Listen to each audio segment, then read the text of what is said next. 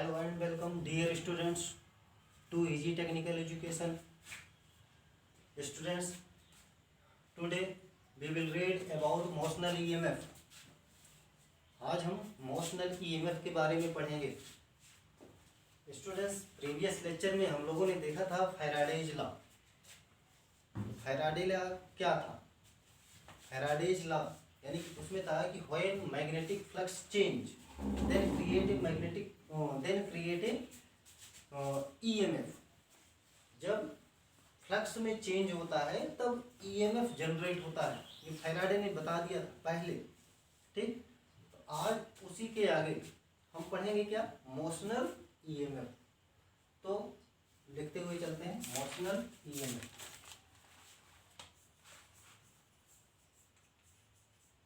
Motional EMF या electromotive force,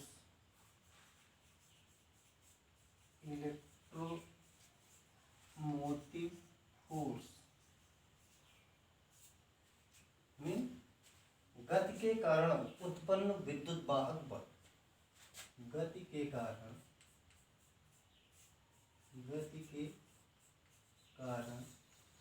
उत्पन्न विद्युत वाहक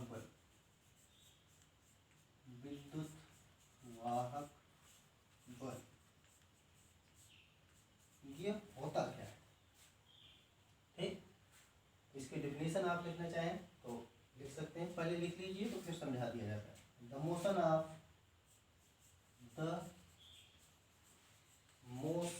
of conductor. The motion of conductor across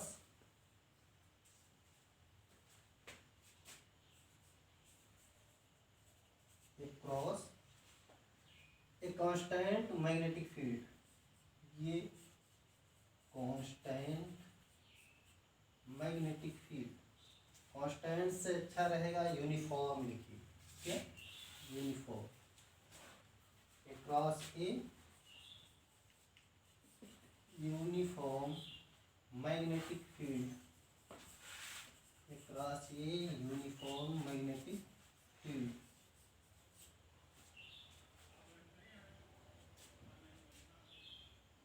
produce motional EMF. Motional EMF. Simple है. The motion of conductor across ये uniform magnetic field produce motional EMF.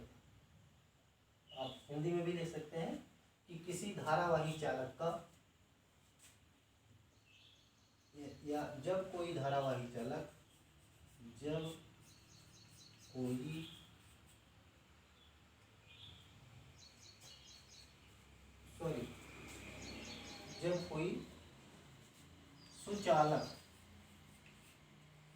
कोई सुचालक ना कि धारावाही चालक, ओनली सुचालक, कंडक्टर.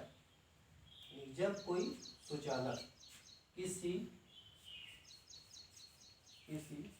समान चुंबकीय क्षेत्र में गति करता है तब मोशनल EMF जनरेट होता है. तब मोशनल EMF उत्पन्न होता है.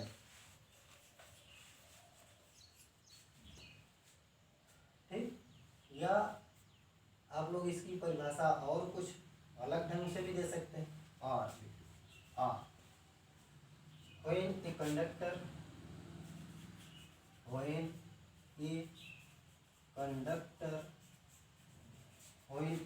conductor is moved through a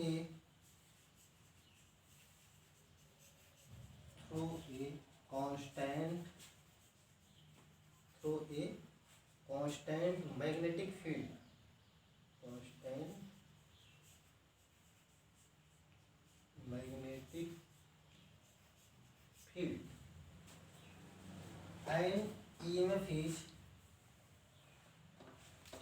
an EMF is induced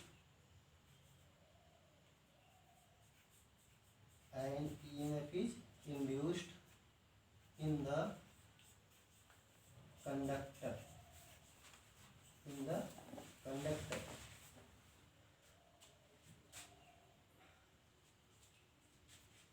E is equal to, like ऐसे लिख लीजिएगा, E is equal to BLV, minus लगा लीजिएगा, well minus sign indicate Lenz law. Lenz law के बारे में मैंने आपको पहले ही बता दिया।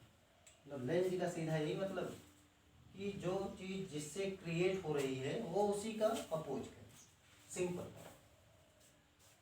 अब इसे हम थोड़ा समझ लेते हैं, यानी कि गति के कारण जो उत्पन्न हुआ है विद्युत वाहक बल,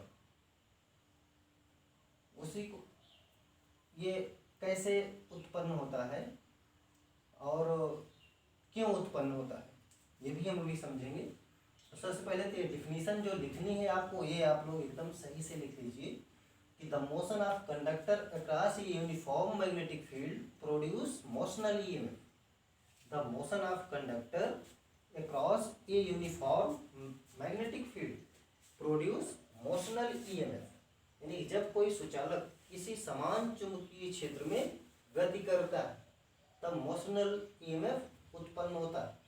या इसी चीज को आप ऐसे भी लिख सकते हैं कि when a conductor is moved through a constant magnetic field and EMF is induced in the conductor. जब कोई कंडक्टर किसी यूनिफॉर्म, किसी एक समान चुंबकीय क्षेत्र में गति करता है तो एक मोशनल ईएमएफ इंड्यूस्ड होता है, मोशनल ईएमएफ उत्पन्न होता है। जिसे हम लिखते कैसे हैं, इसका समीकरण क्या है, E equal to minus BLV और ईज ईएमएफ। E क्या है, ईएमएफ, B क्या है, यूनिफॉर्म मैग्नेटिक फील्ड, B क्या है, uniform magnetic field, magnetic field. L क्या है, length of conductor, length of conductor. V क्या है, वेलोसिटी किसकी, कंडक्टर की, वेलोसिटी ऑफ कंडक्टर, यानी कि सुचालक का वेग। हिंदी में भी लिख लीजिए, ये जो सुचालक है, सुचालक का वेग। लेंथ ऑफ कंडक्टर यानी कि सुचालक की लंबाई, सुचालक की लंबाई।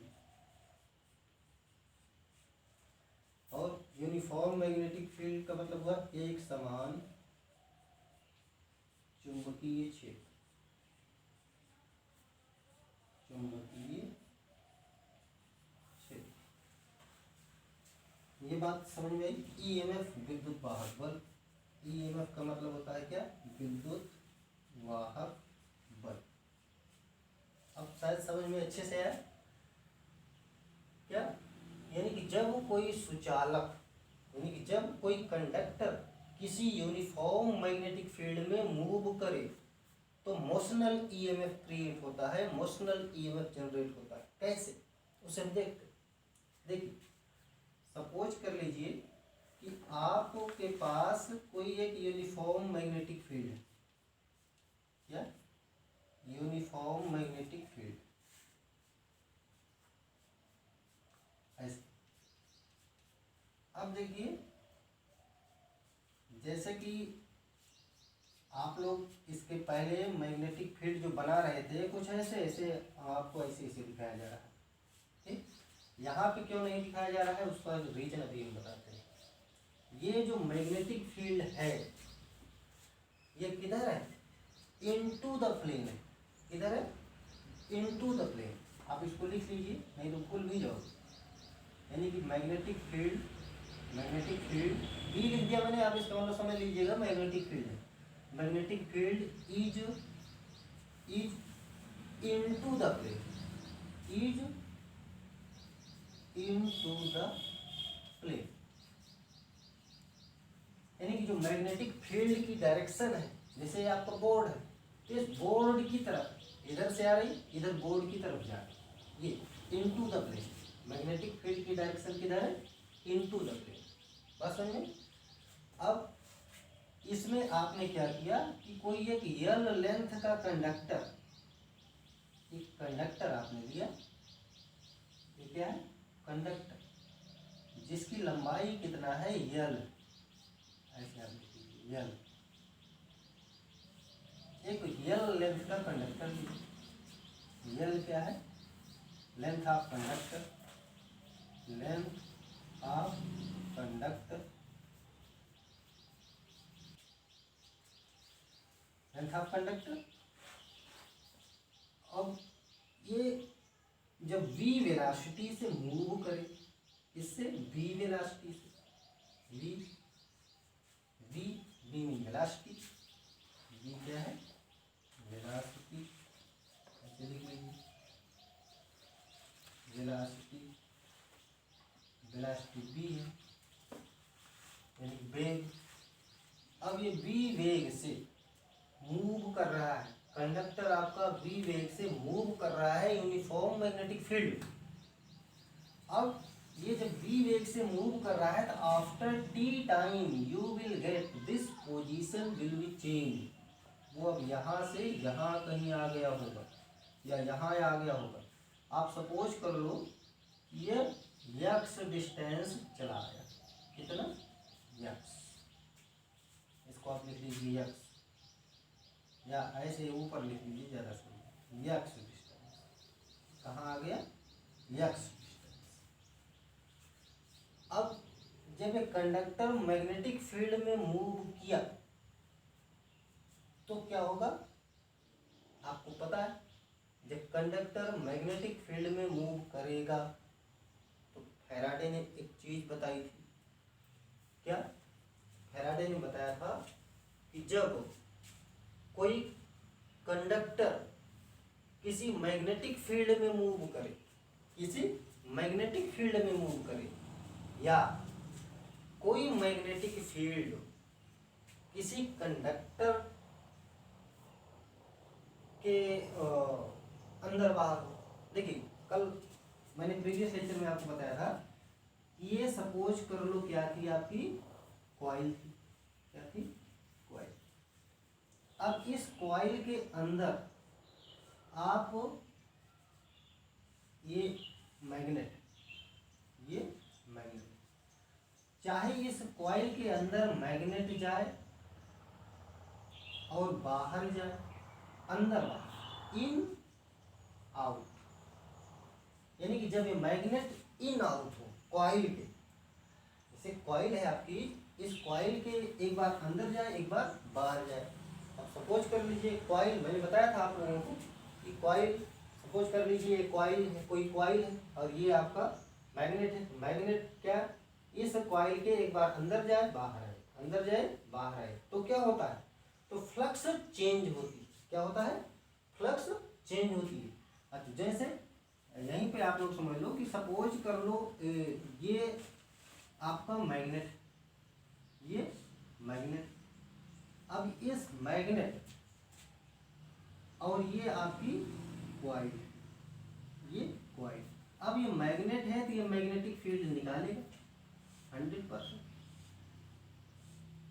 अब मैग्नेट है तो मैग्नेटिक फील्ड प्रोड्यूस होगी, एन से आगे बढ़ेगी, एस की तरफ आएगी, इतना सबको पता है। और ये चीज़ क्या है आपकी कॉइल, क्या है, कॉइल।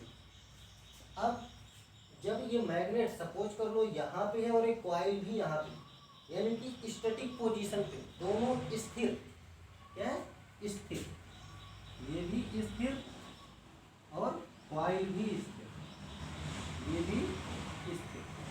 जब दोनों स्थिर हैं तो कोई करंट नहीं फ्लो होती, देन नो करंट। देखिए if both are statics, then no current flow, no current flow। यदि दोनों स्थिर है तो कोई करंट फ्लो नहीं होगी। क्यों नहीं होगी? क्योंकि फ्लक्स चेंज नहीं हो रहा है। अब फ्लक्स क्या है आपको पता है ना, यानी कि जो ये मैग्नेटिक फील्ड इस एरिया के बाहर चली गई, अब यही चीज क्या होगी? फ्लक्स। यानी फ्लक्स तो चेंज नहीं हो रही। सपोज कर लो ये 5 आ रही है तो 5 ही आएगी, क्योंकि पोजीशन दोनों की स्थिर है। इससे 5 लाइन अगर बाहर हो रही है तो 5 ही लाइन बाहर जाएगी। अब क्या किया जाए कि फ्लक्स चेंज हो जाए? तो फ्लक्स चेंज करने के लिए हमको क्या करना होगा? हमको क्या करना होगा? हम या तो इस कॉइल को इधर कर दें, या तो हम इस कॉइल को इधर कर दें, या मैग्नेट को इधर कर दें, तो फ्लक्स चेंज हो जाएगा।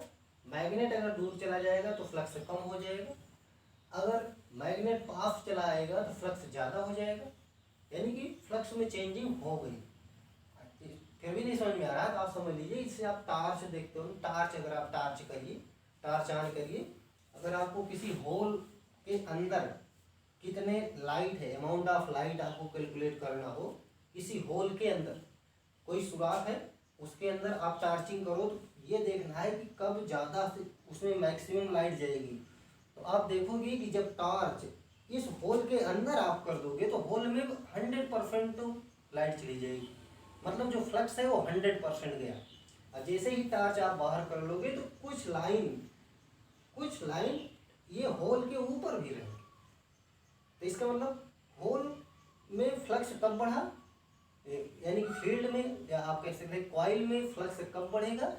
जब मैग्नेटिक फील्ड या मैग्नेट, जब मैग्नेट का मतलब मैग्नेटिक फील्ड होगा, जब मैग्नेट होल के अंदर होगा, यानी मैग्नेट कॉइल के जब अंदर होगा तो मैग्नेटिक फील्ड बढ़ जाएगा। जब मैग्नेट कॉइल के बाहर होगा तो भी मैग्नेटिक फील्ड घट जाएगा, और यानी कि फ्लक्स बढ़ जाएगा, फ्लक्स घट जाएगा। तो फ्लक्स इस तरह से बढ़ा और घटा, तो इसी फ्लक्स की चेंजिंग को ही तो हम क्या बोलते हैं? ईएमएफ। क्या? EMF, electromotive force. आपने कल ये भी पढ़ा था कि electromotive force is not a force, कल मैंने आपको बताया था डिटेल में। तो ज़्यादा डिटेल में समझना है तो पिछला वाला आप लोग वीडियो देख सकते हैं। तो इसके अब इसी का डेरिवेशन यहाँ पे कर लिया जाए कि कैसे होता है। ठीक, अभी कॉन्सेप्ट तो सबको समझ में आ ही गया होगा। ठीक है, अब देखते हैं, यानी कि अब क्या होगा कि when a conductor is moved, जब कंडक्टर मूव करने लगा a constant magnetic field, constant magnetic field में, तो एक ईएमएफ इंड्यूस्ड होगा रैड। ठीक, अब ये जो ईएमएफ है ये कैसे इंड्यूस्ड होता है आपको पता चल गया कि फाई में चेंजिंग के द्वारा, यानी कि due to change in flux. अब देखिए कैसे चेंज होगा आपको पता है, E is equal to minus D phi upon D T. इसको फैराडे साहब ने पहले ही बता दिया, E equal to minus D phi by D T, N D phi by D T, N equal N is number of turn of coil. तो suppose कर लीजिए एक ही कॉइल है तो E इक्वल टू क्या हो जाएगा? Minus D phi by D T. अब आपको एक चीज और पता है क्या, कि फाई क्या होता है? Phi is equal to B A cos theta, आपने पढ़ा है। तो यहाँ पे फाई की वैल्यू हम पुट कर देते हैं, फाई की वैल्यू पुट कर देते हैं D B A upon D T. देखिए आसान, एकदम आसान सा डेरिवेशन है। Phi equal to B A cos theta होता है। अब यहाँ पे ये जो कॉस थीटा की वैल्यू है वो 0 हो जाएगी, आपको पता है ये इनसाइड इसकी डायरेक्शन है, तो ये जो इनके बीच का एंगल बनेगा, ठीक, यानी बी और ए के बीच का, वो कितना होगा? 0 होगा। बी ए कॉस थीटा यानी कॉस 0, कॉस 0 की वैल्यू 1 होती है, बी ए बचेगा डी बी ए। अब आपको एक चीज पता है, ये जो मैग्नेटिक फील्ड है आपने पहले ही इमेजिन कर लिया है कि कांस्टेंट, कैसी है? कांस्टेंट है। जब कोई चीज़ कांस्टेंट होती है तो उसका हम डिफरेंशिएशन नहीं कर सकते।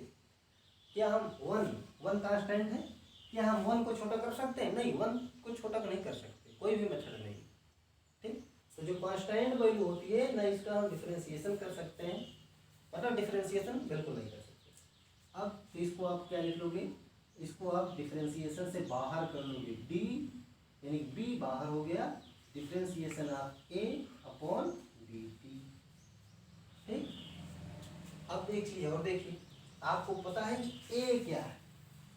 क्या ए क्या चीज है? A is area, A is area. तो यहाँ पे एरिया क्या होगा? देखिए आपको पता है ये कंडक्टर जिसकी लंबाई क्या है, यल है, ये यक्ष दूरी चला आया तो एरिया कितना हो गया? ये एरिया जो इसकी बनी ये पूरा यहाँ तक बनी।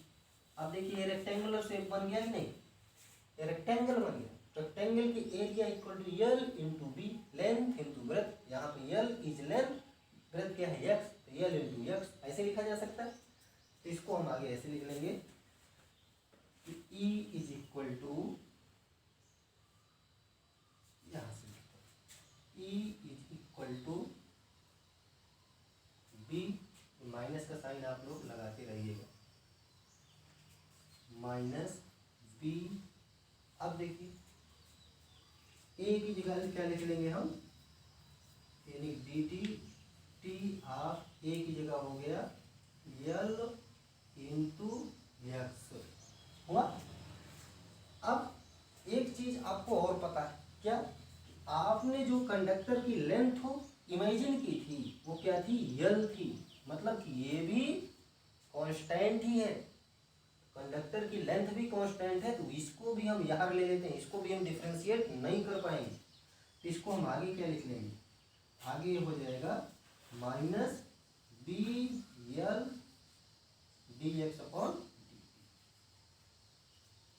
ठीक, अब आपको ये चीज पता है D X upon D T. D X upon D T का मतलब क्या है? एक्स का मतलब हुआ डिस्प्लेसमेंट, ये यहाँ से यहाँ तक की दूरी है, डिस्प्लेसमेंट अपॉन टाइम, तो दूरी बटा समय।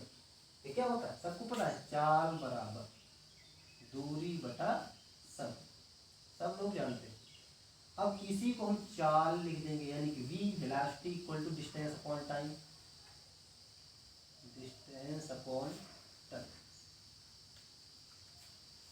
तो इसको हम क्या लिख दें? b, dx अपॉन dt की जगह v लिख दें, नो डाउट।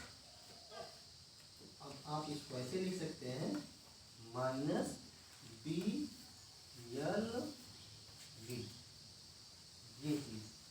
अब यही आपके मोशनल ईएमएफ का इक्वेशन। तो आप इसको ऐसे भी लिख सकते हैं, E इज इक्वल टू, आप एक नया इक्वेशन बना लीजिएगा, यानी 10 ऐसे लिखिएगा 10।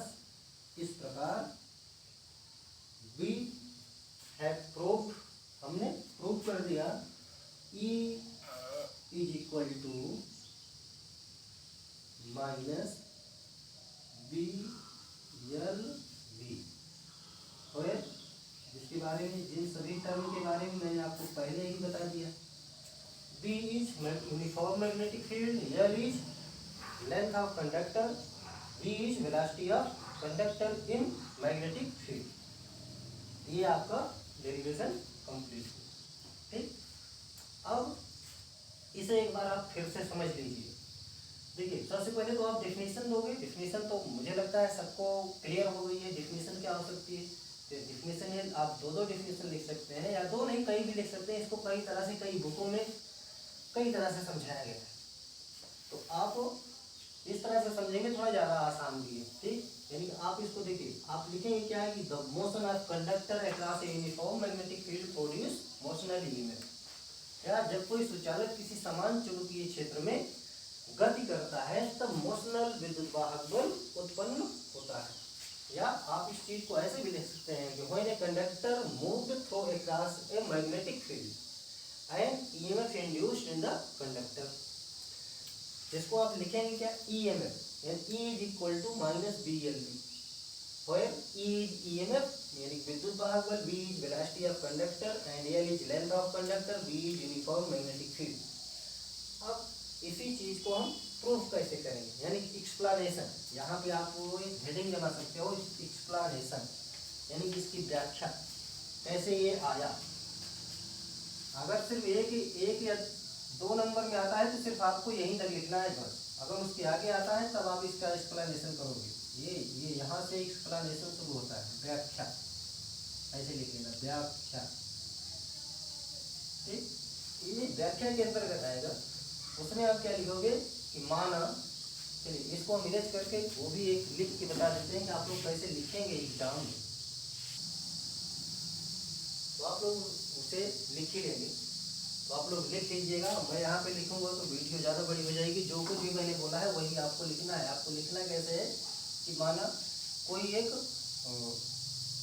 चुंबकीय क्षेत्र, यूनिफॉर्म एक समान चुंबकीय क्षेत्र जिसमें हम यल लेंथ के सुचालक को लाते हैं और सुचालक को हम बी वेग से मूव कराते हैं, बी वेग से सुचालक को गति देते हैं।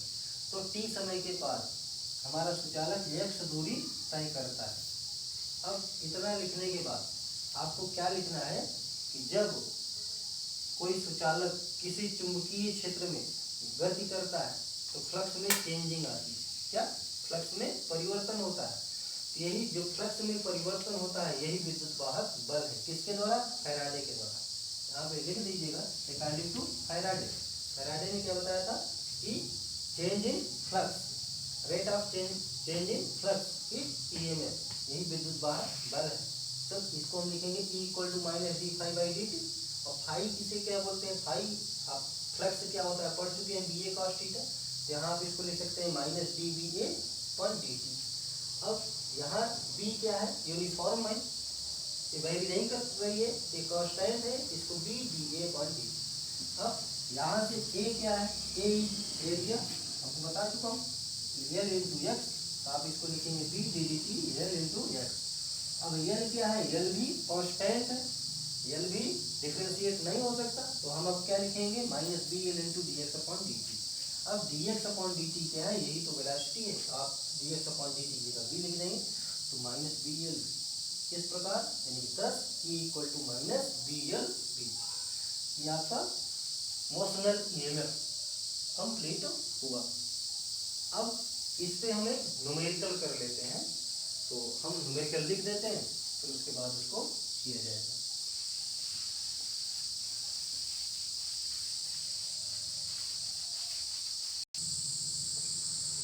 एक क्वेश्चन मैंने लिख दिया क्योंकि ज़्यादा टाइम लगता है, आप लोग लिख लेंगे। ठीक, क्वेश्चन क्या है मैं पढ़ दे रहा हूँ, आप लोग लिख दीजिए। A straight line conductor of length 0.4 metre is moved with a speed of 7 metre per second. कैसे आप सुन लीजिए।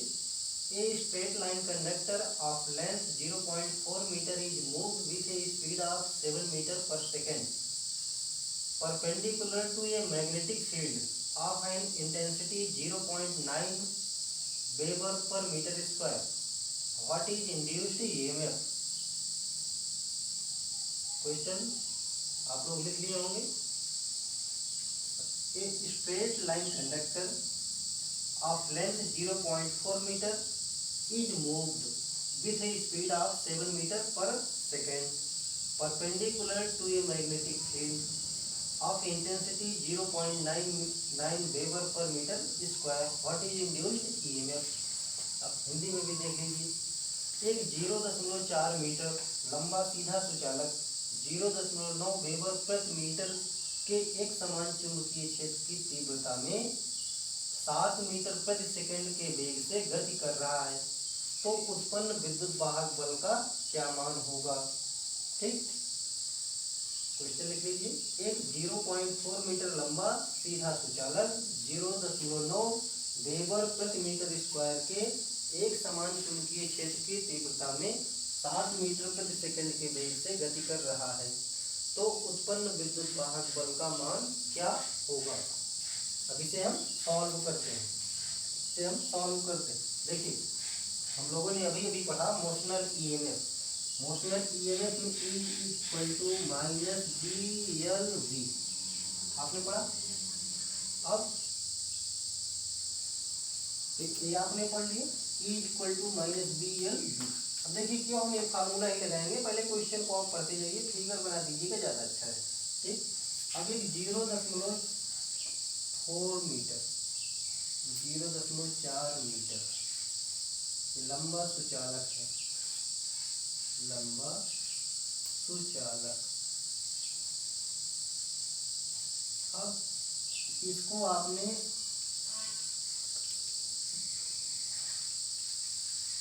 एक यूनिफॉर्म मैग्नेटिक फील्ड में प्लेस कर दिया।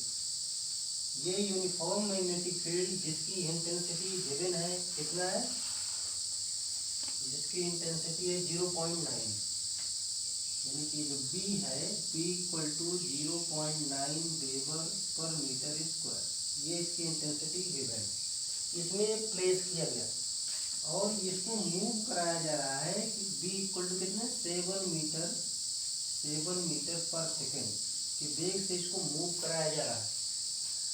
अब पूछा जा रहा है कि ये कितना ईएमएफ इस कंडक्टर में प्रोड्यूस होगा। ये सीधा सा मोशन लेंगे उसकी कंडीशन में ही आप इसे सॉल्व कर लेंगे। B की वैल्यू गिवन है, B की वैल्यू क्या है 0.9 इंटू एल भी गिवन है 0.4 इंटू V भी गिवन है 7 मीटर पर सेकेंड। अब इसको आप सॉल्व कर लेंगे, आसानी से सॉल्व हो जाएगा, यानी कि 0.36 इंटू 7। अब इसको आप सॉल्व करोगे